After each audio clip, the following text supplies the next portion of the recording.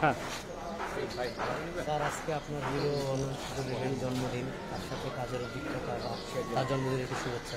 আচ্ছা, আগে জন্মদিনের শুভেচ্ছা জানাই। আল্লাহ তাকে দীর্ঘদিন আয়ু দেব, একেবারে যতদিন বেশি করে আল্লাহ তাকে দেব। কারণ ও একটা অত্যন্ত ভালো মানুষ, একজন ভালো প্রযোজক। ওর মতো লোকের আমাদের বেশি প্রয়োজন আছে।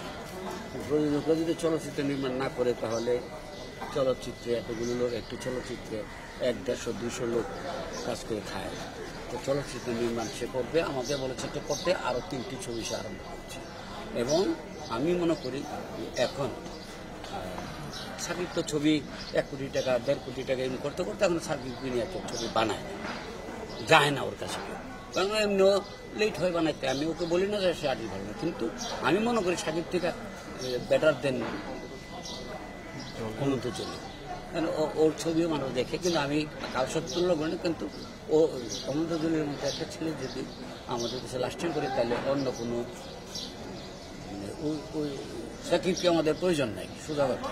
কারণ কি, আমাদের অনেক ভুক্ত হয় ওকে নিয়ে। আমি আমার ছবি দিয়ে এসে সুপারহিট হয়েছে কত। এর আগে তার কোনো মার্কেট ছিল না, 2টা ছবি করেছি। তো আমি ওর খাই না, বদনাম খাচ্ছিল, যেটা সত্যি এটা বলছি।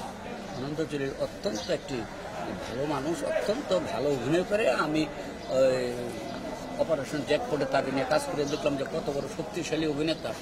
আমি ওকে নিয়ে কাজ করে আমি বুঝতে পারছি। এই জন্য আমি বলছি আমাকে একটা শিডিউল দেবো, আমাকে না একটা ছবি করবো। সে শিডিউল দিয়েছে, ওটা আরম্ভ করবো।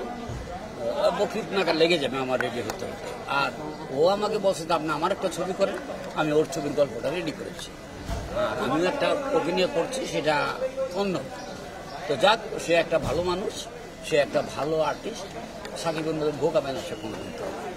একটু জাস্ট শুভ জন্মদিন অনন্ত জলিল বলে আমি বললাম তো আরেকবার বলি। আচ্ছা, শুভ জন্মদিন অনন্ত জলিলকে আমি তার জন্মদিনের জন্য আমার অন্তর থেকে শুভেচ্ছা জানাচ্ছি, এবং আল্লাহ তাকে দীর্ঘজীবী করুক, এটাই আমার আল্লাহর কাছে।